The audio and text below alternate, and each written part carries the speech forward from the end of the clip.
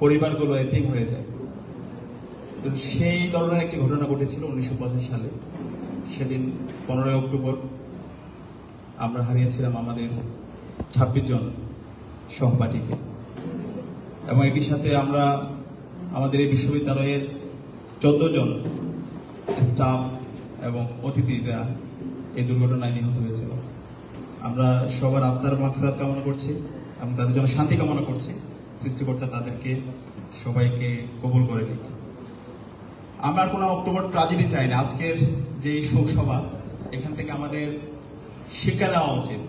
এটাকে যদি আমরা শুধুমাত্র একটা শোক সভা করে ফর্মালিটিসের মাধ্যমে শেষ করে দিতে চাই, তাহলে এর থেকে আমাদের কোনো লেসন থাকবে না। আমরা আর কোনো অক্টোবর ট্র্যাজেডি চাই না। ঢাকা বিশ্ববিদ্যালয়ে আজকে আমরা যদি দেখি, সলিমুল্লাহ মুসলিম হল, মহসিন হল, সূর্য সেন হল, রেজিস্ট্রার বিল্ডিং থেকে শুরু করে অসংখ্য বিল্ডিং আছে যেগুলো এখন পর্যন্ত ঝুঁকিপূর্ণ অবস্থায় আছে। আমরা দেখতে পাই কিছুদিন আগে সূর্য সেন হলের ছাদের আস্তর ভেঙে পড়েছে। সলিমুল্লাহ মুসলিম হলেও আমরা রেগুলার দেখতে পাচ্ছি শিক্ষার্থীরা আতঙ্কে আছে। মহসিন হলের শিক্ষার্থীরা প্রতিনিয়ত আতঙ্ক আছে। এই সব কিছু জানার পরও যদি আমরা দেখো না দেখার ভান করে থাকি, তাহলে আমাদের অক্টোবর ট্র্যাজেডির চাইতে বড় ট্র্যাজেডি হতে পারে, আল্লাহ না করুক। আমাদের এখনই সময় সতর্ক হওয়ার, এখনই সময় কার্যকরী উদ্যোগ গ্রহণ করার। আমাদের অনেক সীমাবদ্ধ থাকতে পারে, বাজেটের ঘাটতি থাকতে পারে, কিন্তু আমাদেরকে প্রায়োরিটি সেট করতে হবে। আমাদের জীবনের মূল্য দিতে হবে।